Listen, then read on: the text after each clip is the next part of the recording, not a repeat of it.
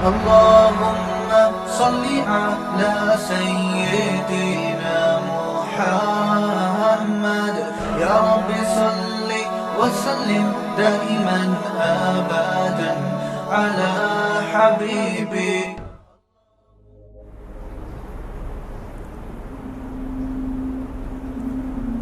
آیت جو میں نے پڑھی ہے اس کا ترجمہ ہے وَمَن يَتَوَكَّلْ عَلَى اللَّهِ فَهُوَ حَسْبُهُ. جو شخص اللہ پر توکل کرتا ہے، اللہ پر اعتماد کرتا ہے تو اللہ اس کے لیے کافی ہو جاتا ہے. ظاہر ہے قرآن مجید کی آیت ہے تو اہم آیت ہی ہوگی. اس آیت سے متعلق 3 مضامین ہیں جن پر آج انشاءاللہ میں بات کروں گا. تھوڑی سی آواز اگر بڑھا دیں. 3 مضامین، پنکھوں کا شور بہت ہو رہا ہے نا. 3 مضامین ہیں آیت میں.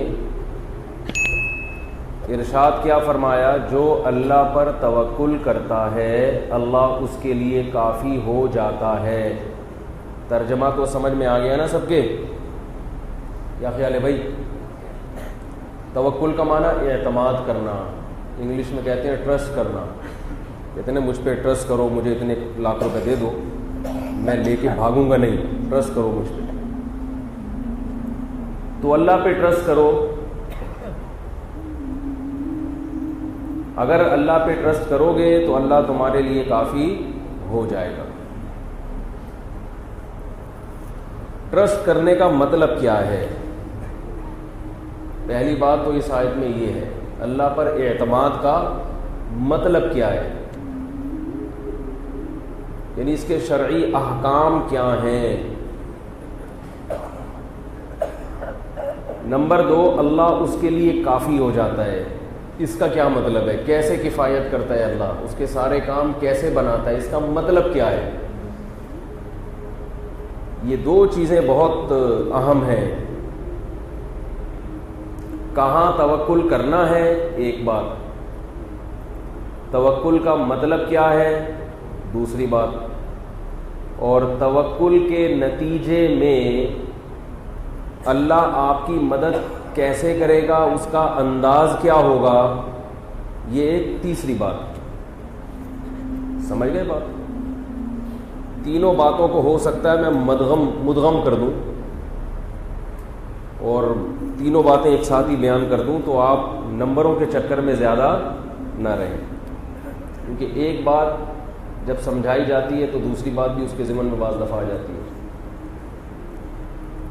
اس میں پہلی بات تو ہمیں یہ پتہ چلی کہ دیکھو مسلمان میں اور غیر مسلم میں ایک بہت بڑا فرق ہے. غیر مسلم یا تو اللہ پر ایمان رکھتا ہی نہیں ہے، رکھتا ہے تو برائے نام. جو غیر مسلم اللہ کو نہیں مانتے وہ تو نہیں مانتے، ان کی تو بحث ہی نہیں ہے. اکثر غیر مسلم وہ ہیں جو اللہ کو مانتے ہیں لیکن برائے نام. گاڈ، او مائی گاڈ، یہ کیا ہو گیا گاڈ، بس اتنا گاڈ کی حد تک، یعنی لفظ کا استعمال ہے، باقی اس گاڈ کو اپنی زندگی سے بالکل نکال دیا. جبکہ مسلمان کی زندگی میں گاڈ کا بہت بڑا کردار ہے. یعنی مسلمان سمجھتا ہے کہ میری زندگی میں گاڈ کا بہت بڑا کردار ہے. اللہ کا بول لو بھائی آپ لوگ ایک ہفتے میں بالکل ہی سست ہو گئے، ایک ہفتہ سفر ہوا، ایک ہفتہ ناغا ہوا، دوبارہ سے ویسے ہی ہو گئے جیسے چھوڑ کر گیا تھا. مسلمان کی زندگی میں اللہ کا بہت بڑا کردار ہے، یعنی مسلمان کا یہ تصور ہے. ایسا خدا نہیں ہے جو آسمان پہ بس بیٹھ کر حکومت کر رہا ہے اور ایک نظام کے تحت اس نے کائنات کو چلا دیا، اب ہم کریں گے اپنے اسٹائل سے زندگی گزاریں گے، اس کا ہماری زندگی سے کوئی تعلق نہیں ہے. وہ ہماری زندگی پہ گویا اثر انداز ہو ہی نہیں رہا. تو ایسے گاڈ کو ماننا اللہ کی نظر میں نہ ماننے ہی کی طرح ہے. آپ اگر یہ کہیں کہ مجھے گرمی اس لیے لگتی ہے کہ گرمیوں کا موسم ہوگا تو گرمی تو لگے گی. جب بھی میں یہ کہتا ہوں نا گرمی لگے گی, مجھے وہ نعت یاد آتی, مرچیں تو لگیں گی. تمہیں مرچیں تو لگیں گی, میلاد ہوگا تو مرچیں تو لگیں گی. تو گرمیوں کا موسم ہے, گرمی تو لگے گی. اس میں اللہ کا کیا کردار ہے بھائی؟ معاذ اللہ, بھائی سورج ہے, گرمی ہے, تپش ہے, ہوگی گرمی. جب ٹھنڈ ہوگی تو سردی لگے گی. یہ جو کہتے ہیں اللہ سے ہوتا ہے, غیر اللہ سے کچھ نہیں ہوتا, اس کا کیا مطلب ہوا؟ بھائی اللہ ہے, وہ سب کچھ کر رہا ہے. بھائی اللہ ہے تو سردیوں میں گرمی کرے, گرمیوں میں سردی کرے, تو پتہ بھی چلے گا اللہ ہے. کیا خیال ہے بھائی؟ دسمبر میں گرمی لگے اور جون جولائی میں سردی لگے, تو پھر ہم کہیں کہ گرمی سورج سے نہیں ہوتی بلکہ کس سے ہوتی ہے؟ اللہ سے ہوتی ہے. پھر ہم مانیں گے نا. تبھی تو غیر مسلم کہتے ہیں کہ یہ تو ساری چیزیں ایک اسباب کے تحت چل رہی ہیں. جراثیم ہوتے ہیں تو بیماری ہوتی ہے, جراثیم نہیں ہوتے تو بیماری نہیں ہوتی. یہ اللہ بیمار کرتا ہے, اللہ صحت دیتا ہے, یہ کیا ہے؟ اس کا کیا مطلب ہوا؟ تو اللہ ہی سب کچھ کرتا ہے. دیکھو اللہ پر توکل جبھی ہوگا نا جب یہ یقین ہو کہ سارے کام کس کے ہاتھ میں ہیں. بولو بھائی, اللہ کے ہاتھ میں. پھر آپ اس سے ڈرو گے, پھر آپ کہو گے بھائی میں سبب اختیار کر رہا ہوں کسی چیز کو پانے کا, لیکن اللہ چاہے گا تو وہ چیز ملے گی, نہیں چاہے گا تو بغیر سبب کے بھی سبب اختیار کر کے بھی نہیں ملے گی, اور چاہے گا تو بغیر سبب کے بھی مل جائے گی. تبھی تو اللہ سے ڈرے گا انسان. لیکن ہم جو کیلکولیشن کرتے ہیں تو اس کیلکولیشن میں جو جواب آ رہا ہوتا ہے وہ 2 اور 2 کتنے ہوتے ہیں؟ 4 ہوتے ہیں. جون میں کیا پڑتی ہے؟ گرمی, اور اس کی ایک لاجک بھی ہے. جون میں جو سورج ہے نا اس کی کرنیں ہمارے اوپر سیدھی پڑتی ہیں. سردیوں میں سورج جو ہے سائڈوں سے نکل جاتا ہے. کیا خیال ہے بھائی؟ ایک بلب آپ کے اوپر جلے گا تو ہیٹ زیادہ دے گا, بلب اگر کنارے پہ لگے گا تو ہیٹ کم ہوگی. تو یاد رکھو اللہ پہ اعتماد اور توکل کا مطلب سب سے پہلے یہ ہے کہ آپ کو یہ یقین آ جائے کہ اللہ نے اس کائنات کو اسباب سے جوڑ دیا ہے, مگر ہوتا وہ نہیں ہے جو سبب چاہتا ہے, ہوتا وہ ہے جو اللہ چاہتا ہے. بہت بڑا فرق ہے یہ مسلم میں اور غیر مسلم میں. آج کل بہت سارے مسلمان وہ بھی عملی لحاظ سے غیر مسلم ہی بن گئے ہیں. عملی دنیا میں کیا بن گئے؟ وہ بھی یعنی کام ان کے بھی, سوچ ان کی بھی وہی ہے جو غیر مسلموں والی. کیا مطلب غیر مسلموں والی؟ کہ غیر مسلم کی نظر کس پر ہوتی ہے؟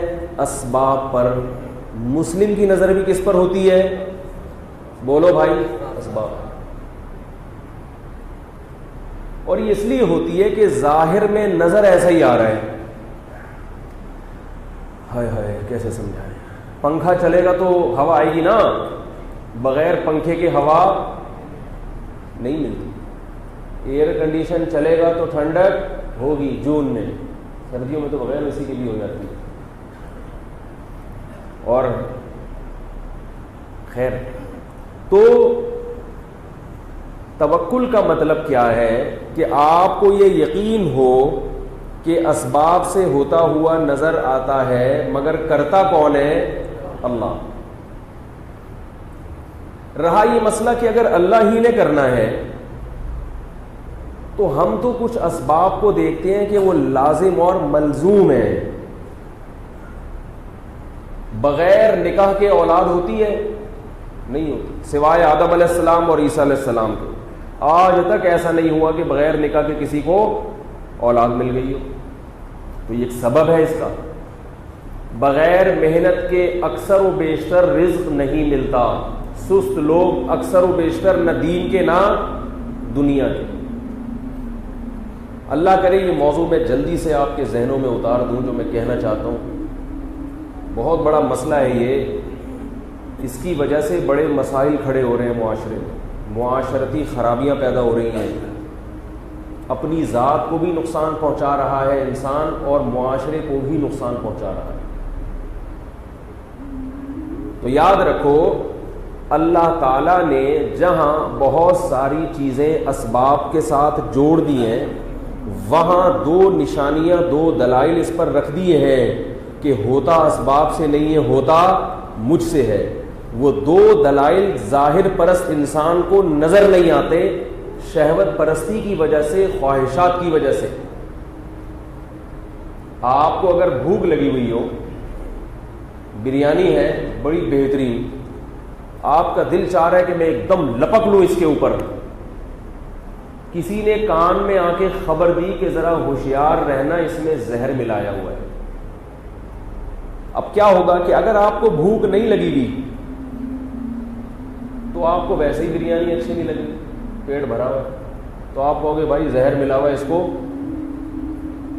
چاہے وہ خبر جھوٹی بھی ہوگی نا تو آپ احتیاط کے پہلو کو ترجیح دیں گے. آپ کہیں گے بھائی خبر جھوٹی ہے, بولنے والا جھوٹا ہے, لیکن سچی بھی تو ہو سکتی ہے, احتیاطاً ایوائڈ کرو, ایک نوالا بھی نہ لو. لیکن اگر آپ کا دل للچا رہا ہے, شدید بھوک لگی ہے, کوئی شخص آ کے آپ کو خبر دے اس میں زہر ہے, آپ بولو گے یار فضول باتیں کرنے کی تمہاری عادت کبھی ختم نہیں ہے, اچھا بھلا کھا رہا تھا خام جلدی یقین نہیں کرو گے اس کی بات پر, زیادہ غور و فکر نہیں کرو گے, ظاہری علامت دیکھو گے بھائی بندہ 2 نمبر ہے, کھاؤ یار کچھ نہیں ہوتا. زہر کی مثال تو چلو زیادہ ہو گئی, ایک آسان مثال اور دیتا ہوں. شوگر کے مریض کو بھوک لگ رہی ہے, لڈو رکھے ہوئے ہیں, آپ نے دیکھا کہ لوگ کیا کرتے ہیں, ڈاکٹروں کی ساری تحقیق ایک طرف, ابھی کھا لو یار پرہیز وریز سے. چلو اور آسان مثال دیتا ہوں کہ شوگر کے مریض بھی دنیا میں کم ہوتے ہیں. ہم دن بھر میں بہت ساری ایسی چیزیں کھا رہے ہوتے ہیں بلکہ ٹھوس رہے ہوتے ہیں جو ہماری صحت کے لیے 100% نقصان دہ ہیں, مگر اس موقع پر ہم کیا کہہ کے کھا لیتے ہیں کہ تھوڑا سا کھانے سے کچھ نہیں ہوتا, ابے جب آنی ہے تو موت آ جائے گی. ابے یہ ڈاکٹر خود بھی تو سگریٹ پیتے ہیں, کہتے ہیں کہ نہیں کہتے؟ ارے بھائی بندہ کھاتا ہوا مرتا اچھا لگتا ہے. اب یہ دلائل ایسے ہیں کہ آپ تھوڑی دیر کے لیے اگر غور کرو نا عقل سے تو خود ہی آپ کو یہ دلائل غلط معلوم ہونا شروع ہو جائے گا. آپ خود کہو گے بھائی یہ میں غلط بول رہا ہوں. ابے ابے کر کے کیا کرتے ہیں, دن بھر ٹھوستے رہتے. بھائی اگر آپ کا تقدیر پر اتنا ایمان ہے کہ کھا لو اللہ ہے بچانے والا, تو پھر جب بیمار پڑتے ہو تو پھر پریشان کیوں ہوتے ہو, پھر پرہیز کیوں کرتے ہیں؟ پھر آپ یہ کہا کریں کہ جیسے اس وقت میں نے کھایا ہے خوب تسلی سے, گٹکے بھی کھائے ہیں, کولڈ ڈرنک بھی پی ہے, چائے کے صبح شام 10 کپ بھی پیے ہیں, تو اب اگر میں بیمار ہو گیا تو کوئی بات نہیں, میں تو پہلے ہی یہ کہا کرتا تھا کہ کھانے پینے سے بیمار نہیں ہوتا, بیمار کس سے ہوتا ہے, ہونا ہوتا ہے تو ویسے ہی ہو جاتا ہے. تو اب پریشان کیوں ہے بھائی, ہوتے ہیں نا بیماری کے بعد, اور اب کیوں پرہیز کر رہے ہو, اب بھی کھا لو. کیا خیال ہے, بڑا گوشت کھاؤ, ایک دفعہ تمہیں اٹیک ہو چکا ہے, دیسی گھی پیا کرو, اسی طرح دیسی گھی کے پراٹھے صبح کھایا کرو, اٹیک ہو چکا ہے. لیکن پتہ ہے کہ جب اٹیک ہوا تھا تو مزہ آ گیا تھا. تو دیکھو یہ میں مثال اس لیے دے رہا ہوں کہ جب انسان پہ شہوت غالب ہوتی ہے تو پھر اس کو اس چیز کی مخالفت میں دلائل آسانی سے سمجھ میں نہیں آتے. اس لیے نہیں کہ وہ دلائل مضبوط نہیں ہوتے, اس لیے کہ خواہشات نفسانیہ اس کو سمجھنے کا موقع نہیں دیتی. شیطان غالب آ جاتا ہے اور شیطان ان دلائل کو غلط سلط کر کے پیش کرتا ہے. اس وقت انسان زیادہ غور و فکر سے کام نہیں لیتا. تو یہ اصول صرف دنیا کی چیزوں میں نہیں ہے, دنیا کی چیزوں میں نہیں ہے, آخرت کے معاملے میں بھی انسان کا یہی معاملہ ہے.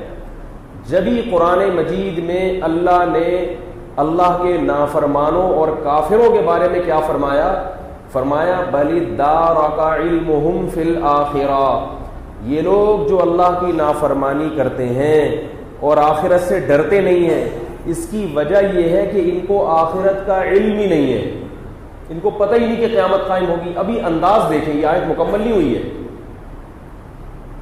فرمایا ان کو پتہ ہی نہیں ہے کہ قیامت بھی قائم ہوگی۔ آگے اللہ نے ارشاد فرمایا بل ہم فی شک منہا، عربی میں جو بل کا لفظ ہے نا، بل، وہ پچھلے کلام سے رجوع کے لیے آتا ہے کہ ہم نے جو پچھلا کلام کیا وہ تو بطور تمہید کے تھا، اصل بات وہ نہیں ہے۔ دیکھو اردو میں بلکہ کہتے ہیں نا، بلکہ آپ نے جب کوئی بات کہی، آپ نے کہا بھائی میرے پاس وسیم بھائی آئے تھے، بلکہ سلیم بھائی آئے تھے، تو کیا مطلب؟ وسیم تو میں نے غلطی سے کہہ دیا۔ آپ کہتے ہیں فلاں نے مجھ پر بڑا احسان کیا، مجھے ضرورت تھی 50 لاکھ روپے دیے، بلکہ 1 کروڑ روپے دیے، تو اب اگلا کلام مقصد ہے یا پچھلا؟ اگلا۔ تو اللہ تعالیٰ نے قرآن میں کیا فرمایا کہ جو لوگ خواہشات نفسانیہ کے پیچھے پڑے ہوئے ہیں، زنا کر رہے ہیں، شرک کر رہے ہیں، حرام دوستیاں لگا رہے ہیں، شراب پی رہے ہیں، والدین کی نافرمانی کر رہے ہیں، حرام طریقے سے مال کما رہے ہیں، کسی کا حق دبا رہے ہیں، تو اصل بات یہ ہے کہ ان کو آخرت کے بارے میں کچھ پتہ ہی نہیں ہے۔ سمجھ رہے ہو؟ گویا آخرت کی خبریں ان تک پہنچی ہے ہی نہیں ہے، ان کو یہ پتہ ہی نہیں بیچاروں، گویا اللہ تعالیٰ گویا ان کو بیچارے قرار دے، ان بیچاروں کو پتہ ہی نہیں کہ قیامت میں حساب و کتاب بھی ہوگا۔ لیکن اللہ نے اپنی بات سے رجوع کیا اور فرمایا بل ہم فی شک منہا، فرمایا نہیں، بلکہ اصل بات یہ ہے کہ ان کو آخرت کا تردد ہے، یقین نہیں ہے نا، اس لیے ایسی حرکتیں کر رہے ہیں۔ ان کو کیا ہے؟ شک ہے کہ شاید ہو جائے اور شاید نہ بھی ہو۔ تو جس چیز کا یقین نہیں ہوتا اس کے لیے انسان بڑی بڑی قربانیاں نہیں دیتا، چھوٹے موٹے کام کر لے گا، نہا دھو کے جمعے کی نماز پڑھ لے گا، کبھی کبھار عید کی نماز پڑھ لے گا، کبھی ابو کو جاتے ہوئے سلام کر لے گا، یار میرا باپ ہے رشتے میں، اللہ قیامت میں کہیں سوال نہ کر لے، امی کو سلام کر لے گا، اور جی امی جی ٹھیک ٹھاک، یہ 50 روپے آپ کے، ٹھیک ہے نا، یہ تھوڑا بہت تو چلائے گا کہ بھائی ہو سکتا ہے قبر میں حساب و کتاب ہو جائے۔ کیا خیال ہے بھائی؟ ممکن ہے کہ یہ مولوی لوگ جو باتیں کر رہے ہوں یہ 100% غلط نہ ہو اور جنت جہنم بھی ہوتی ہو، لیکن چونکہ شک ہے، یقین نہیں ہے، تو چھوٹی موٹی تو چیزیں چلیں گی، دفن ہو جائیں گے مسلمانوں کے قبرستان میں، جنازہ پڑھوا لیں گے کسی مولوی صاحب سے، شناختی کارڈ میں مذہب کے خانے میں کیا لکھوا دیں گے؟ اسلام، اور تھوڑا بہت کبھی عید بقرعید پہ اپنی بہنوں کا خیال کر لیا، ان کو کچھ گوشت بھیج دیا ان کے گھر میں، کبھی شریعت نے رشتہ داری جوڑنے کا حکم دیا ہے۔ وراثت میں ان کی کئی دکانیں بنتی تھیں، بہنوں کی کروڑوں کی جائیدادیں بنتی تھیں، تو وہ تو نہیں دے رہے کیونکہ آخرت کا یقین تو نہیں ہے۔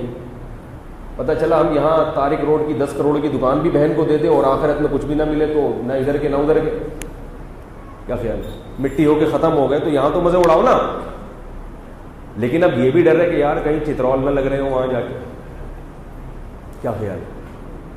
تو اس لیے اب دکانوں تو بہنوں کے حوالے نہیں کی جا رہی، پراپرٹی تو البتہ ان کو تھوڑا سا راضی کر لو، حج پہ جانے سے پہلے ان سے پوچھ لو کہ بھائی سارا کیا کرایا کیا ہے، بھائی میں نے آپ کو تکلیف پہنچائی ہو، آپ نے مجھے تکلیف پہنچائی ہو، بھائی سب معاف ہوتا ہے نا۔ حاجی لوگ حج پہ جانے سے پہلے کیا کرتے ہیں؟ بولو نا بھائی، معافی تلافی، بھائی دیکھو سب کہا سنا کیا کر لو، بھائی شب برات ہے معاف کروا لو، سب کہا سنا کرتے ہیں نا لوگ، تو اس لیے کرتے ہیں کہ بھائی ایسا نہ ہو کہ واقعی کہیں ٹھکائی ہو جائے۔ کیا خیال ہے؟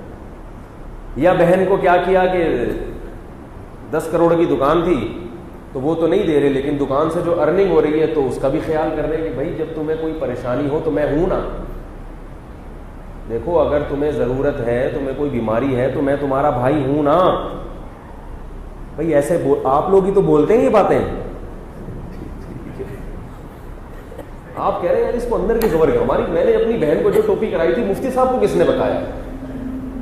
جیسے جب میں عاملوں کے خلاف بولتا ہوں نا، روحانی علاج والوں کے خلاف، یہ سب ایک جیسے ہوتے ہیں، تو آپ لوگوں کو تعجب نہیں ہوتا، لیکن جو روحانی علاج والا ہوتا ہے نا وہ بڑا حیران ہو رہا ہوتا ہے کہ یار یہ تو مجھے پتا ہے کہ میں فراڈی ہوں اور اللہ کو پتا ہے، مفتی صاحب کو کہاں سے پتا چل گیا یہ؟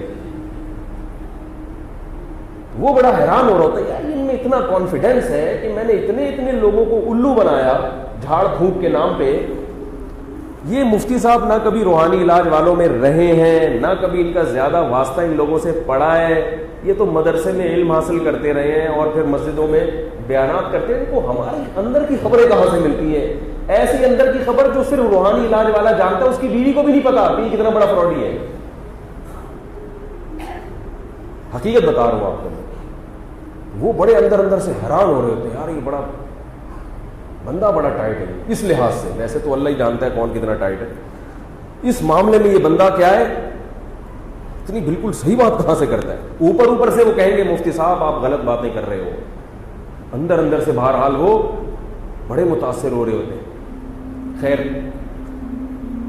تو بہنوں کو جو ٹوپیاں شوپیاں کرائی جاتی ہیں وراثت کے نام پہ، بیوی کا مہر جس طریقے سے پیا جاتا ہے اور وغیرہ وغیرہ جو کچھ معاشرے میں ہو رہا ہے، تو ایسے تو ہم نہیں پیتے جیسے ہمارے سابق صدر صاحب پوری ملیں کھا گئے تھے. لیکن ہم اتنے اچھے بھی نہیں ہوتے کہ خود سے کسی کا حق وقت پہ جا کے ادا کر دیں کہ بھئی مجھے رات کو نیند نہیں آ رہی کیونکہ میں نے حدیث سنی ہے کہ رسول اللہ صلی اللہ علیہ وسلم کے پاس صدقے کے کچھ پیسے تھے، آپ کو رات کو نیند نہیں آئی جب تک یہ پیسے ٹھکانے نہ لگ جائیں. تو چونکہ بہن کی وراثت میرے پاس ہے اور ابھی تک ابا کی وراثت تقسیم نہیں ہوئی، ہم مشترکہ طور پر کھا رہے ہیں. اکثر و بیشتر میں زیادہ کھا لیتا ہوں، بہن کو کم ملتا ہے. تو ایسا نہ ہو میں اسی حال میں مر گیا تو میری تو ایسے کی تیسی ہو جائے گی. مجھے رات کو نیند نہیں آ رہی، لہذا جلدی سے اس کو تقسیم کر کے جس کا جو حصہ بنتا ہے اس کے حوالے کرو. اتنے نیک مارکیٹ میں کیا چل رہے ہیں؟ شارٹ چل رہے ہیں. نمازی ملیں گے آپ کو مارکیٹ میں وافر مقدار میں، حج کرنے والے مارکیٹ میں وافر مقدار میں ملیں گے، آپ سستے ہیں. عمرہ کرنے والے مارکیٹ میں آپ کو داڑیاں والے بھی مل جائیں گے انشاءاللہ، اور بہت ساری چیزوں میں دین میں مل جائیں گے آپ کو. کسی کا حق آپ پر بنتا ہو اور اس کے مانگے بغیر آپ کو یہ فکر ہو کہ جلدی سے اس کی جیب میں پہنچ جائے، ایسے لوگ مارکیٹ سے بولو بھائی شارٹ چل رہے، بہت ہی شارٹ ہے. میرا تو معاملہ پڑتا ہے نا. اور عجیب بات یہ ہے کہ اس زمانے میں یہ موضوع چینج ہو رہا ہے لیکن بس جلدی سے آ رہا ہوں. جب آپ کسی سے حق مانگتے ہیں نا تو وہ آپ کو ٹیڑھی نگاہوں سے دیکھتا ہے. یار ابھی 1 تاریخ کا میں نے کہا تھا، تو پہلی کا مطلب یہ تھوڑی کہ یار رات 12 بجنے سے پہلے تم میرے گھر پہ آ کے کھڑے ہو جاؤ. ٹھیک ہے 2 بھی ہو سکتی ہے، 3 بھی ہو سکتی ہے، تنخواہ تو ملنے دو. بھائی جب آپ کو پتا تھا کہ آپ کو پہلی کو تنخواہ نہیں ملے گی تو آپ نے اس سے پہلی کا وعدہ کیا کیوں؟ آپ 6 تاریخ کا وعدہ کرتے ہیں اس سے. اور اگر غلطی ہو گئی، انسان بھول جاتا ہے، تو آپ اس سے معذرت کریں کہ بھائی میں نے پہلی کا کہا تھا لیکن بہت معذرت، اس وقت میرے ذہن سے یہ بات نکل گئی تھی کہ 1 تاریخ کو مجھے تنخواہ نہیں ملتی، 6 تاریخ کو میں آپ کے گھر پہنچا دوں گا انشاءاللہ. اور اگر تنخواہ نہیں ملی تو کسی اور سے قرضہ لے کے آپ کو دے دوں گا، پھر وہ جانے میں جانے. آپ کا حق بہرحال آپ کو دے دیا جائے. تو اللہ نے قرآن مجید میں کیا فرمایا؟ بل ادارک علمہم فی الآخرہ، فرمائیے جو اللہ کے نافرمان لوگ ہیں آخرت کے بارے میں ان کو سرے سے علم، گویا بیچارے قرار دے رہے ہیں اللہ تعالیٰ ان کو کہ یہ بیچارے ہیں، ان کو پتہ ہی نہیں. پھر اللہ نے اپنی بات سے رجوع کیا، گویا کہ حقیقت نہیں، گویا کہ پچھلا کلام گویا کہ صحیح نہیں تھا. حالانکہ اللہ کا تو سب کلام صحیح ہے، لیکن یہ بلاغت ہے، کسی کے دل میں بات اتارنے کے لیے اس طرح کا انداز اختیار کیا جاتا ہے کہ پچھلا کلام تو محض ایک تمہید تھا، اس طرف لانے کے لیے تھا تاکہ اگلی بات تمہاری سمجھ میں آئے اور اگلا کلام تمہارے دل میں اچھی طرح اتر جائے. اگلا کلام کیا کیا؟ فرمایا نہیں اتنے بھی بھولے نہیں ہیں کہ ان کو پتہ ہی نہیں، اصل میں ان کو پتہ ہے مگر کیا ہے؟ شک ہے، یقین نہیں ہے. تو اس شک کی وجہ سے تھوڑے تھوڑے دین کو فالو بھی کرتے ہیں، اور جہاں ذرا بڑی بات آتی ہے تو وہاں کیا کرتے ہیں؟ ڈنڈی مار لیتے ہیں. لیکن اللہ نے اس کلام سے بھی رجوع کیا، فرمایا نہیں اصل بات یہ نہیں، بل ہم منہا عمون، اصل میں آخرت سے اندھے بنے ہوئے ہیں. نظر آ رہی ہے، قبر بھی نظر آ رہی ہے، اور آفاق عالم میں جو اللہ نے آخرت کے برحق ہونے کے دلائل دیے وہ بھی اپنی آنکھوں سے نظر آ رہے ہیں. اتنی کامن سینس ہر انسان میں ہے کہ اللہ نے انسان کو پیدا کر کے ایسا ہی نہیں چھوڑ دیا کہ دنیا میں جو چاہے کرتے رہو، کوئی پوچھنے والا نہیں ہے. ایسا نہیں ہو سکتا. ایسا دنیا کی کسی قانون میں نہیں ہوتا، حکومت میں نہیں ہوتا. تو اللہ کا قانون ایسے کیسے ہو سکتا ہے؟ دنیا میں کوئی ایسی ریاست دیکھی تو جہاں جو چاہے کرو کوئی پوچھنے والا نہیں؟ بولو بھائی، یہ حکومت پر الزام آئے گا کہ نہیں آئے گا؟ کسی ملک میں کوئی گورنمنٹ ہو اور اس ملک میں کوئی شخص دندناتا ہوا پھرے، لوگوں کو قتل کرتا پھرے، چیزیں چھینتا پھرے، ظلم کرتا پھرے، اور کوئی عدالتی نظام ہی نہ اس سے پوچھنے والا، تو یہ کرپٹ حکومت ہوگی کہ نہیں ہوگی؟ تو کیا اللہ پر یہ الزام لگایا جا سکتا ہے کہ اللہ نے اس نظام کو بنایا اور معاذ اللہ اللہ تعالیٰ کرپٹ ہے؟ دنیا میں ایسے ایسے مظالم ہو رہے ہیں کہ ایک ایک انسان 100 انسانوں کا قاتل بھی ہے. یہاں پر لوگ ایسے کیسز بھی ہیں کہ باپ کو قتل کر دیا بیٹے نے، ماں کو قتل کر دیا وراثت کے چکر میں، اور دنیا میں مجرم کو سزا نہیں ملتی. اگر ملتی ہے تو کم ملتی ہے. ایک شخص نے 100 انسانوں کو قتل کیا، دنیا میں اس کی سزا کیا ہے کہ اس کو قتل کیا جائے گا. تو کیا یہ 100 انسانوں کا بدلہ ہو گیا؟ دنیا میں آپ اس کو سزا دے ہی نہیں سکتے پوری. ایک انسان نے کسی کو آگ میں پھینک کے جلایا، تڑپا کے، اس کی سزا کیا ہے قاتل کی؟ اسے سولی پہ لٹکا دو، گردن اڑا دو اس کی. کیا اس کو پوری سزا مل گئی؟ ظاہر ہے نہیں ملی اس کو سزا. کتنے جرائم کرتا رہا لیکن سزا پوری نہیں ملتی. اور یہ بھی ان کو ہے جن کو ملتی ہے سزا. بہت سو کو تو سزا سرے سے ملتی نہیں ہے، کیس ثابت ہی نہیں ہوتا. اور بہت سو کے ساتھ ایسا ہوتا ہے کہ جرم کسی نے کیا ہوتا ہے اور پکڑا کوئی اور جاتا ہے. اور اس سے بھی بڑھ کر یہ ہوتا ہے کہ جرم جس نے کیا تو بجائے ظالم کو سزا ملنے کی الٹا مظلوم پہ کیس ہو جاتا ہے اور وہ اندر ہو جاتا ہے. دنیا میں یہ دھاندلیاں ہمیشہ سے ہو رہی ہیں اور ہمیشہ ہوتی رہیں گی، چاہے انصاف والی حکومت ہو یا ظالم حکومت ہو، کیونکہ انسان کے اسباب اور وسائل بہت محدود ہیں. اسے نہیں پتہ چلتا کہ حقیقی ظالم کون ہے، وہ تو گواہیوں پر چل رہا ہوتا ہے نا معاملہ. یہ کیا بات ہے کہ انسان اپنے اختیار سے جرم کرتا رہے اور اللہ نہ اس دنیا میں سزا دے اور نہ کوئی اور جہان اس نے رکھا ہوا ہو. تو آخرت کے وجود کے دلائل اتنے زیادہ اللہ نے قائم کیے ہیں کہ ان دلائل کو دیکھ کر کوئی بھی آخرت کا منکر نہیں ہو سکتا. اسے پتہ ہے کہ جو کر رہا ہوں اس کا بدلہ مجھے قیامت کے دن ملے گا، اللہ چھوڑے گا نہیں. یہ بات غیر مسلموں کے بھی دل میں اللہ نے ڈال دی ہے. لیکن اللہ فرماتے ہیں کہ یہ کیا ہے؟ بل ہم منہا عمون. نہ تو یہ بالکل لا علم ہے اور نہ یہ آخرت کے بارے میں شک میں پڑے ہوئے ہیں. اصل بات یہ ان کو یقین ہے، آخرت نظر آ رہی ہے، مگر جان بوجھ کر اندھے بنے ہوئے ہیں، آنکھیں بند کی ہوئی ہیں. بلی جیسے کبوتر کو دیکھ کے آنکھ بند کر لیتی ہے اور وہ یہ سمجھتی ہے کہ جیسے مجھے کبوتر جیسے بلی کو دیکھ کے آنکھ بند کرتا ہے اور سمجھتا ہے کہ جیسے مجھے بلی نظر نہیں آ رہی تو اب بلی کو بھی میں نظر نہیں آ رہا. تو یہ اس کی حماقت ہے. شاعر کا شعر، دل کے خوش کرنے کو غالب خیال اچھا ہے. جب کچھ نہیں ہوتا بھائی بلی نے تو جھپٹنا ہے. دل کے خوش کرنے کو آدمی کچھ نہ کچھ کر لیتا ہے.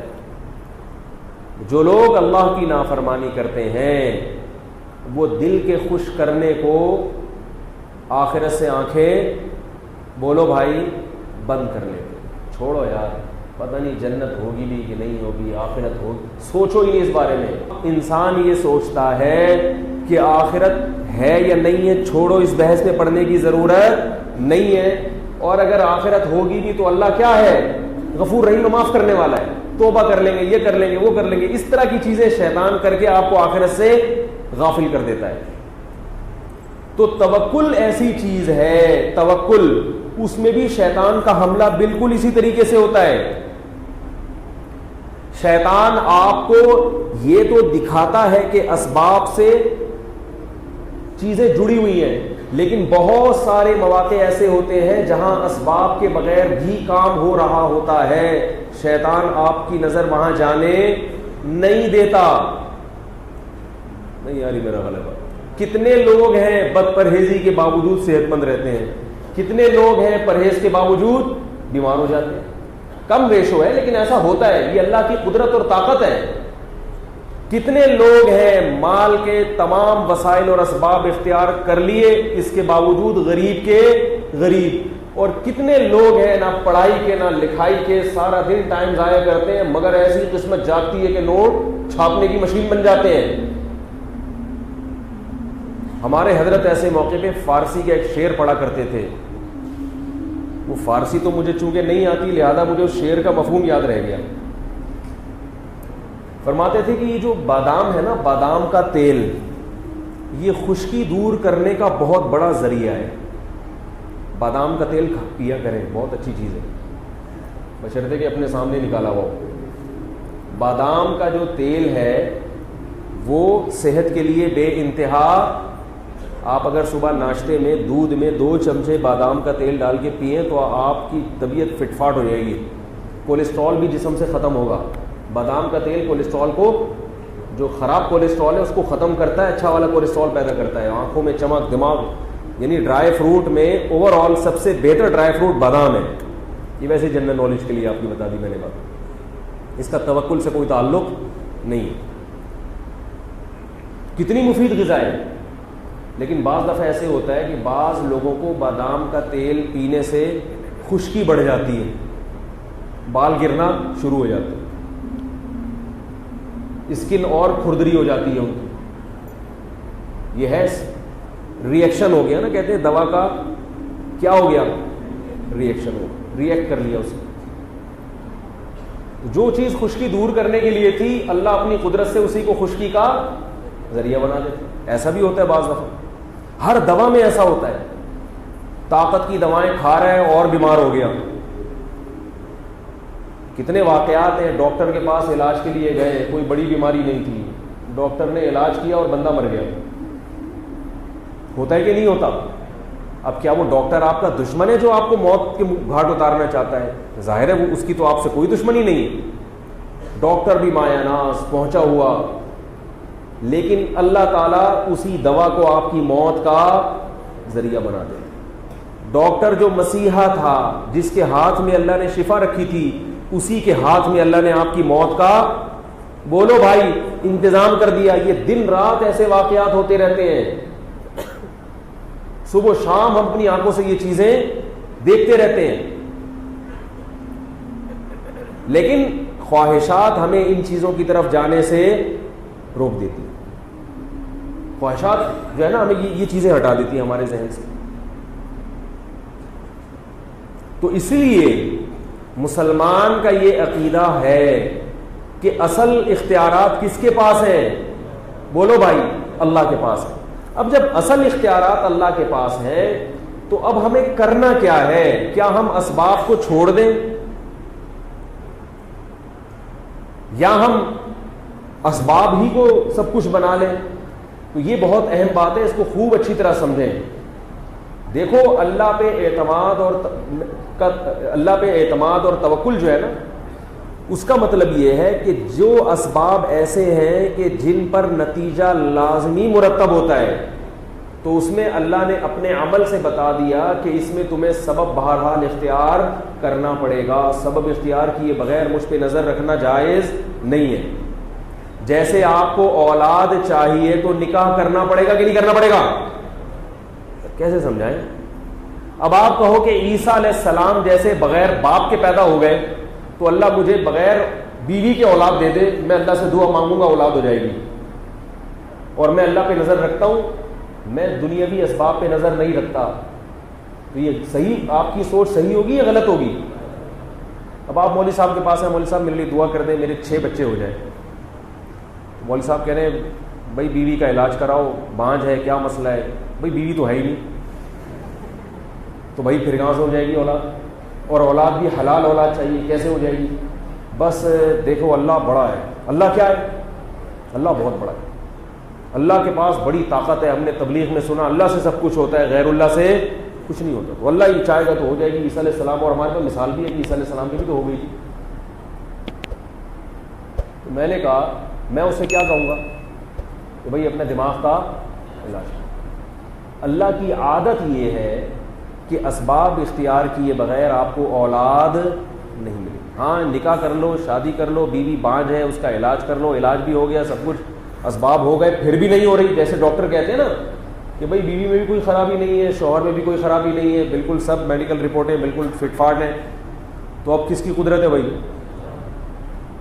اب آپ دعا مانگیں اللہ تعالیٰ سے تو اللہ آپ کو اولاد دے گا اگر چاہے گا. روٹی سے پیٹ بھرتا ہے لازمی, سمجھ رہے؟ تو یہ تو وہ اسباب ہیں جن کو آپ کو لازمی اختیار بولو بھائی کرنا پڑے گا. چند دن پہلے کسی خاتون کا فون آیا, بیوہ خاتون, بیوہ ہو گئی, وہ 4-5 بچے ہیں ان کے. مجھے کہنے لگی کہ مفتی صاحب 5 سال سے اللہ سے دعائیں مانگ رہی ہوں کہ مجھے اچھا سا شوہر دے دے.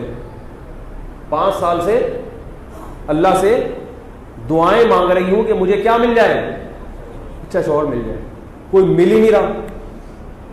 تو اللہ دعائیں قبول کیوں نہیں کرتا ہے؟ کہ گویا ایک شکوہ کر رہی تھی اللہ تعالیٰ سے.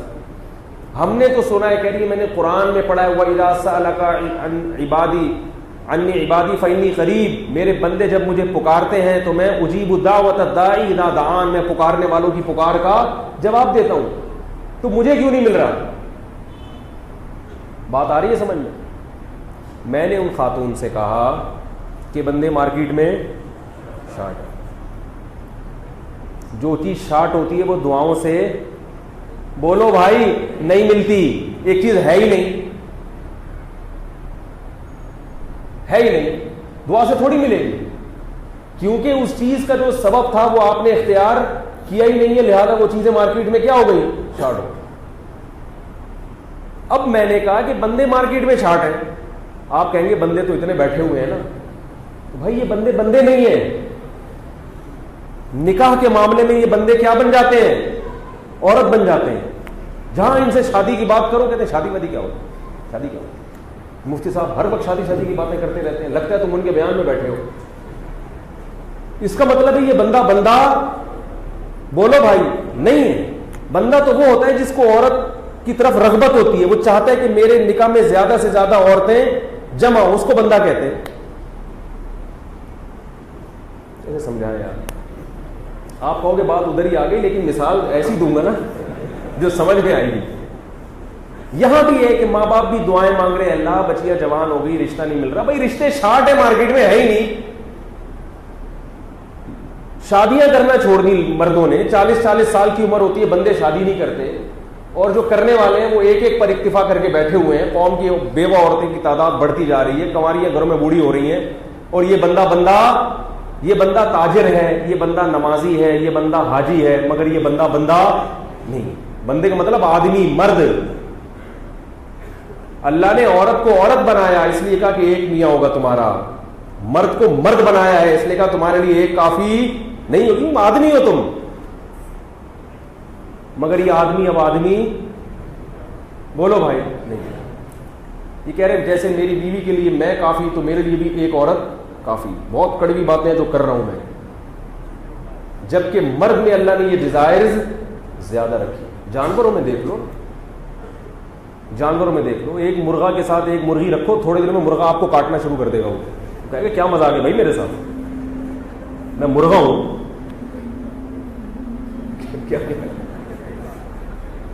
ہر جانور میں ایسے ہی ہے, نر تھوڑے ہوتے ہیں, مادائیں زیادہ ہوتی ہیں.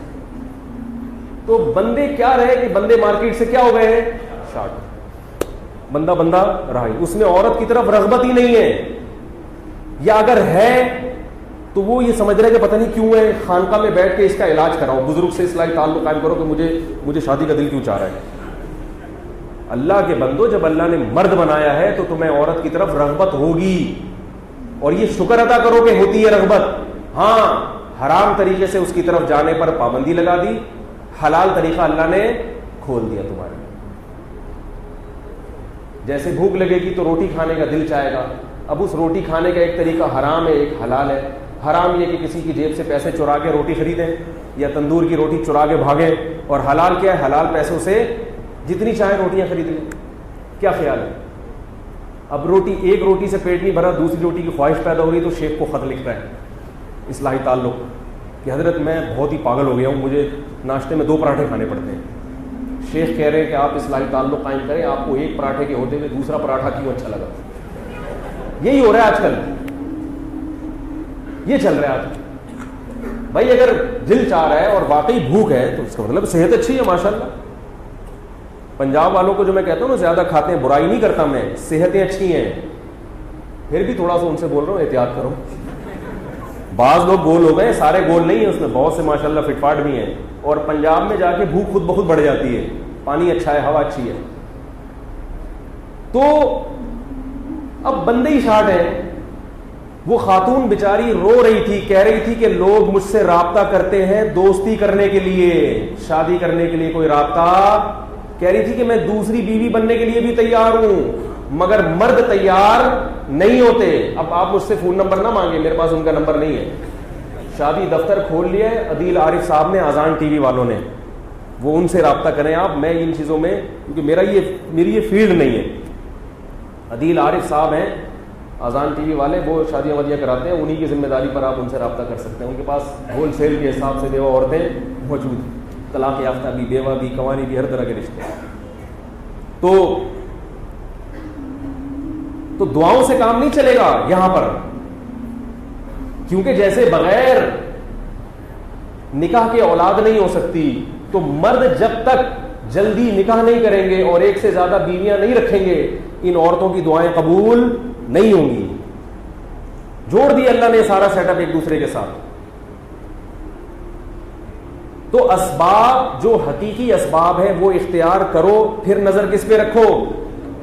اچھا خواتین کو بھی یہ ہوتا ہے کہ پوری زندگی بڑھاپے میں نکال دیں مگر کسی کی دوسری بیوی نہیں بننا. یہ بھی بہت بڑی مصیبت ہے. تو بھائی پھر ٹھیک ہے, ایسے ہی بیٹھے رہو ساری زندگی. کوشش کریں پہلا والا مل جائے, نہیں مل رہا تو کسی اناڑی کی, کسی نااہل کی اکلوتی بیوی بننے سے بہتر نہیں کسی سمجھدار کی دوسری بن جائے, یہ زیادہ بہتر ہے. تو اسباب اختیار نہیں کرتے لوگ.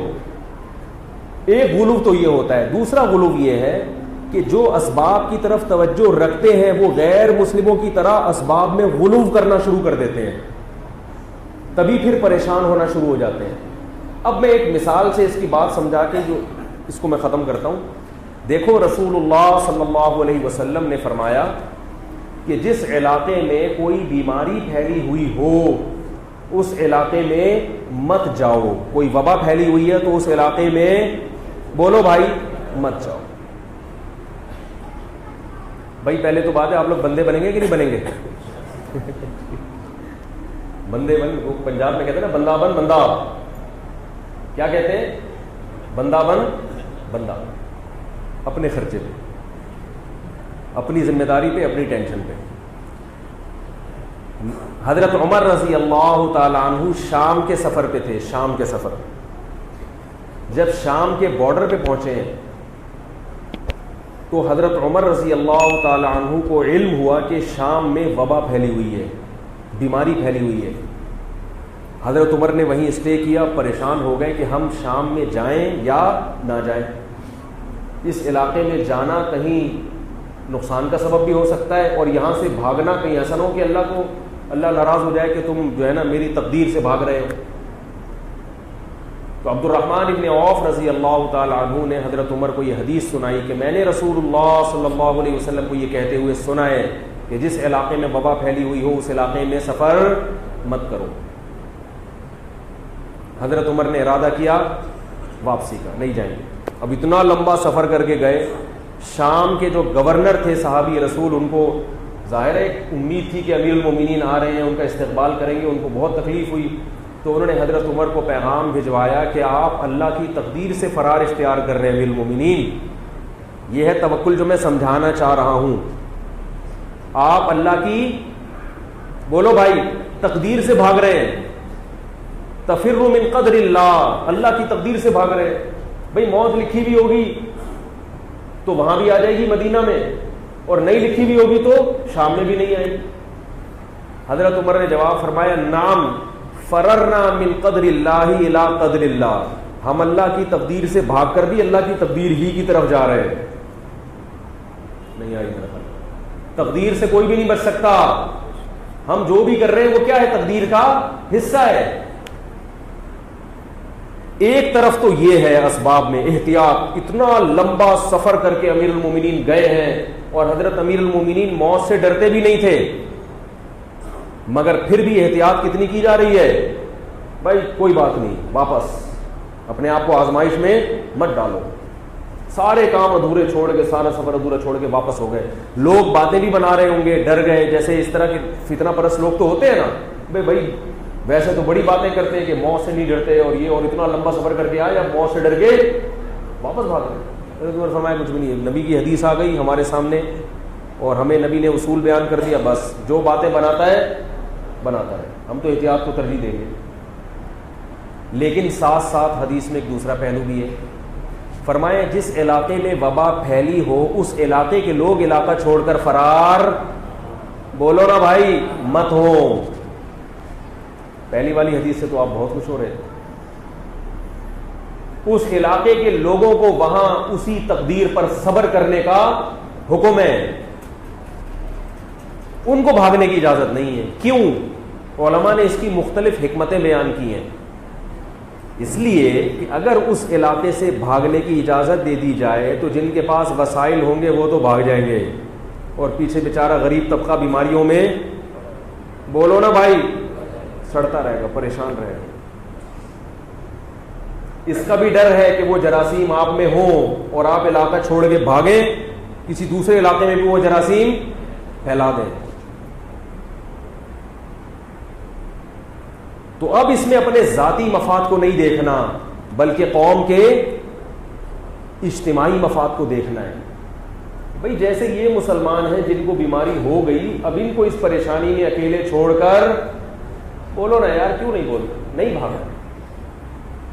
اور یہ بھی ہے کہ یقینی تھوڑی ہے کہ آپ کو بیماری لگے گی. جب کوئی وبا علاقے میں پھیلتی ہے تو 2%، 5%، بہت زیادہ 10% لوگ شکار ہوتے ہیں، 90% پھر بھی محفوظ رہتے ہیں. یا تو آگ لگی ہوئی ہے نا کہ سب نہیں جلنا ہے، پھر تو بھاگو.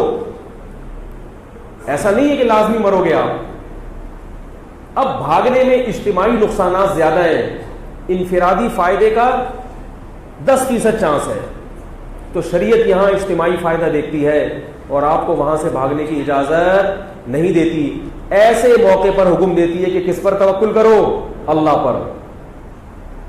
بھئی اللہ چاہے گا تو موت دے دے گا اسی علاقے میں، نہیں چاہے گا تو اس علاقے میں بھی موت واقع نہیں ہوگی. اور اللہ چاہے گا تو اس علاقے کو چھوڑ کر اگر میں بھاگا تو بھی میری موت واقع ہو جائے گی، اور بچانا چاہے گا تو ان بیماروں کے درمیان رہ کر بھی اللہ مجھے بچا لے گا.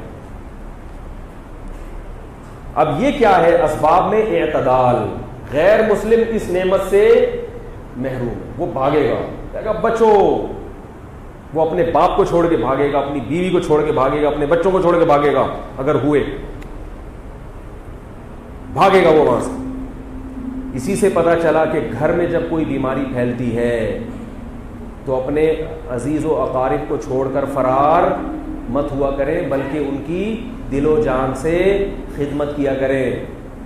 گھر میں اگر جوائنٹ فیملی میں رہتے ہیں، کسی ایک بھائی کو ٹی بی ہو گئی تو اسے اچھوت سمجھ کے وہاں سے بھاگے نہیں. ارے بھائی سمجھ میں آ رہا ہے؟ ایسا ہوتا ہے نا، گھر میں بیماری ہو گئی، کسی کو ٹی بی ہو گئی. اب دنیا پرست آدمی کیا کرتا ہے؟ بھائی اس کو بالکل الگ کر دو گھر سے باہر، اس کو وہاں جمع کرا دو ادھر. اسلام کیا کہتا ہے؟ نہیں نہیں نہیں، آپ کا خونی رشتہ ہے، آپ اسے چھوڑ کے فرار نہیں ہو سکتے، خدمت کرو اس کی. اگر شیطان بہکائے کہ بھئی تمہیں بھی بیماری لگ جائے گی تو پھر اللہ پر اعتماد کرنا ہے کہ بیمار کرنا کس کا کام ہے؟ اللہ کا. اور صحت دینا کس کا کام ہے؟ اللہ کا. اللہ چاہے تو اس کو بھی ٹھیک کر سکتا ہے اور مجھے بھی بیماری سے بچا سکتا ہے، اور اللہ اگر نہیں چاہے تو اس کو ٹھیک کر دے گا اور مجھے بیماری میں مبتلا کر دے گا. اسی حدیث کے بارے میں نبی صلی اللہ علیہ وسلم نے یہی تعلیم دوسری حدیث میں دی ہے کہ ایک صحابی نے عرض کیا کہ یا رسول اللہ، آپ صلی اللہ علیہ وسلم نے فرمایا لا عدوى ولا طیرا، بیماریوں سے مت ڈرا کرو، بیماریوں کے جراثیم سے جو ایک دوسرے سے لگتے ہیں ان سے احتیاط. یعنی لا عدوى، یہ بیماریاں لگتی نہیں ہیں، لازمی طور پر لگتی نہیں ہیں. تو صحابی نے کہا یا رسول اللہ، میرے اونٹوں میں ایک اونٹ خارشی ہوتا ہے، اس کی وجہ سے باقیوں کو بھی خارش لگ جاتی ہے. تو آپ صلی اللہ علیہ وسلم نے فرمایا فمن اجرب الاول، پہلے اونٹ کو خارش کس نے لگائی تھی؟ نہیں آئی بات. جس خدا نے اپنی طاقت اور قدرت سے پہلے اونٹ کو خارش لگا دی، وہ اپنی قدرت سے دوسرے کو لگا بھی سکتا ہے اور بچا بھی سکتا ہے. تو آپ کے گھر میں کسی کو ٹی بی کی بیماری اگر ہو گئی، اللہ نہ کرے، تو جو اللہ اس کو اپنی طاقت اور قدرت سے ابتداءً ٹی بی کی بیماری لگا سکتا ہے، وہ آپ کو، اگر آپ یہاں سے بھاگ گئے تو آپ کو بھی، وہ جو ٹی بی کا مریض ہے اس نے تھوڑی کسی مریض کو کے ساتھ مسافہ کیا تھا، اس کو تو اللہ نے اپنی قدرت سے لگا دی، ہوا میں کہیں سے بھی اڑتے ہوئے آ گئے جراثیم. جو اللہ اس کو لگا سکتا ہے، آپ اگر اس گھر سے بھاگ کے چلے گئے، اپنے بھائی کو، اپنی اولاد کو، اپنے باپ کو چھوڑ کے بھاگ گئے، تو وہ اللہ آپ کو دوسرے کے گھر میں بھی جا کے لگا سکتا ہے. اور اگر بچانا چاہے تو اسی کے ساتھ چارپائی پہ سو گے، اس کا جھوٹا پیو گے، پھر بھی بیماری نہیں ہوگی. اور میں نے اپنی آنکھوں سے اپنی زندگی میں یہ دیکھا ہے. یہ واقعہ میں کئی بار بیان کر چکا ہوں کہ ہمارے پڑوس میں ایک ٹی بی کے مریض تھے. یہ بات بھی 20-25 سال پرانی ہے. اس وقت ٹی بی کی ایسا علاج دریافت نہیں ہوا تھا، اکثر لوگ مر جاتے تھے ٹی بی میں. تو ایک بڑی بہن اپنے بھائی کے ساتھ اس گھر میں رہتی تھی. تو وہ، میں ان کے گھر جب کبھی جاتا تھا بچپن میں، تو وہ بیچاری اپنے بھائی کی اتنی خدمت کر رہی تھی، اس کے گود میں اٹھا کے واش روم لے کے جانا، ٹی بی کے مریض کو گود میں اٹھا کے واش روم. یہ توکل ہے کسی میں؟ اس کو کہتے ہیں توکل. اس کو کیا کہتے ہیں؟ اللہ پر اعتماد. کہ اللہ نے حکم دیا ہے رشتہ داری جوڑو، توڑو مت، خدمت کرو اس کی.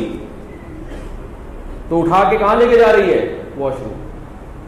3-4 سال اس نے اپنے سگے بھائی کے ساتھ اس طرح کلوز ہو کے وقت گزارا ہے.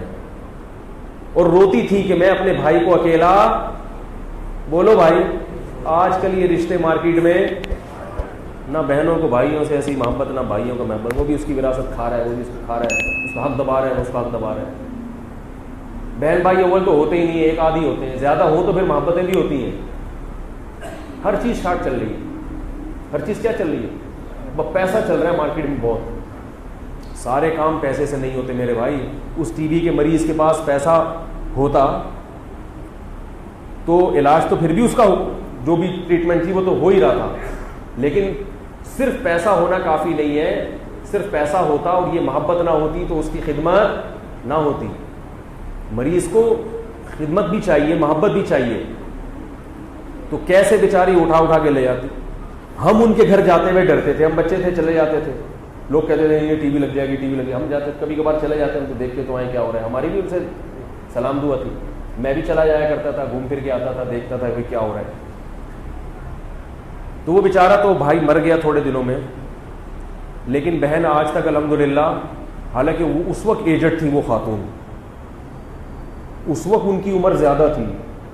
اس وقت وہ ان کا شمار ایجڈ عورتوں میں ہوتا تھا، معمر عورتوں میں ہوتا تھا. تو 20-25 سال سے بھی شاید زیادہ ہو گئے ہوں. میں بالکل چھوٹا سا بچہ تھا اس وقت. اب تک وہ خاتون الحمدللہ، جنہوں نے 3 سال اپنے ٹی بی کے مریض بھائی کے ساتھ بالکل چپک کے زندگی گزاری ہے، آخری دم تک اس کی خدمت کی ہے، وہ اب بھی الحمدللہ، بولو بھائی، زندہ ہیں. کتنا بڑا ثواب انہوں نے اپنے اعمال میں جمع کر لیا. نہیں آ رہی یار، کیا کریں. کتنی بڑی نیکی انہوں نے اپنے، کیونکہ رشتہ داروں کی خدمت، جو قریبی رشتہ دار ہوتے ہیں، ان کے چونکہ والدین نہیں تھے نا، تو اور کون خدمت کرتا. وہ بھائی بھی تھا کنوارا، تو بیوی بچے بھی نہیں تھے. اور اگر بیوی بچے ہوتے بھی تو وہ بھی چھوڑ چھاڑ کے بھاگ جاتے. عیدی سینٹر میں جمع کراؤ ان کو، اللہ ماشاء اللہ کسی کو اللہ نے تقویٰ دیا ہو. تو وہ آج تک الحمدللہ کیا ہیں؟ زندہ ہیں. یہ مطلب ہے وَمَن يَتَوَكَّلْ عَلَى اللَّهِ فَهُوَ حَسْبُهُ. جو اللہ پر اعتماد کرتا ہے، اللہ اس کے لیے، بولو یار، کافی ہو جاتا ہے. تو ہمیں اسباب پر نظر نہیں رکھنی، مگر اسباب کے معاملے میں غلو بھی نہیں کرنا. کوئی ایسا طریقہ اختیار کرنا جس سے اللہ ناراض ہو رہا ہو. پیسہ بچانے کا ظاہری سبب کیا ہے کہ آپ خرچ نہ کریں، یہ ہے نا. بالکل روک کے رکھیں تو آپ کا بینک بیلنس بڑھتا چلا جائے. خود بھی گن گن کے کھائیں، بہت تھوڑا تھوڑا کھائیں. جیسے وہ ایک کنجوس تھا نا، وہ کھاتا نہیں تھا. ایک دن اس کے بچوں نے کہا ابو دیسی گھی چاہیے، دیسی گھی چاہیے، دیسی گھی چاہیے. کبھی کھلاتا نہیں تھا کہ بھائی پیسے خرچ کرنے سے کیا ہوتے ہیں، ختم ہوتے ہیں. تو ایک دن بالآخر دیسی گھی لے کر آیا، اور ڈبہ میں بھی گھی لگا ہوا ہوتا ہے نا اوپر سے کچھ. تو بچوں سے کہا کہ بس ڈبے سے لگا لگا کے کھاؤ. جب ڈبہ بالکل اچھی طرح چمک جائے گا، صاف ہو جائے گا، پھر اندر سے گھی ہم کھولیں گے، ڈھکن کھولیں گے ہم. یہ پیسہ بچانے کا بہترین طریقہ ہے یا نہیں ہے؟ اب ایک دن وہ سفر پہ جا رہا تھا تو ڈبے کو الماری میں بند کر کے تالا لگا کے چلا گیا. کیا کہ بچہ ڈبہ کھول کے ہی نہ کھا جائے. بچے بھی کنجوس کے بچے تھے, تو وہ کیا, جب واپس آیا نا, یہ کنجوس واپس آیا تو بچوں سے پوچھا بیٹا دیسی گھی کو ہاتھ تو نہیں لگایا؟ انہوں نے کہا نہیں ابو, ہم نے الماری نہیں کھولی, الماری پہ ہم روٹی لگا لگا کے کھاتے رہے. ہم کیا کرتے رہے؟ تو اس نے ایک تھپڑ مارا, کہہ رہا کمبختوں کچھ دن گھی کے بغیر تم لوگوں کا گزارا نہیں ہوتا. تو پیسہ بچانے کا ایک طریقہ یہ بھی ہے, اور یقیناً بچے گا. آپ کے بینک میں 1 کروڑ روپے پڑے ہوئے ہیں, اگر آپ خرچ نہ کریں تو وہ 1 کروڑ رہیں گے. نظر تو یہی آ رہا ہے.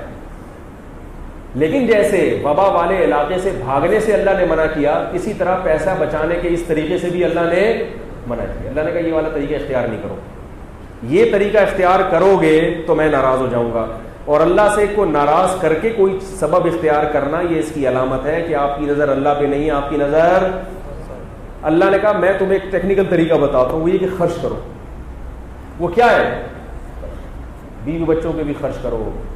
دیسی گھی کے اللہ نے اگر گنجائش دی, لا لا کے ڈبہ کھول کے ان کو کھلاؤ. ڈبے سنگھا سنگھا کے ترساؤ نہیں ان کو, بولو کھاؤ بیٹا.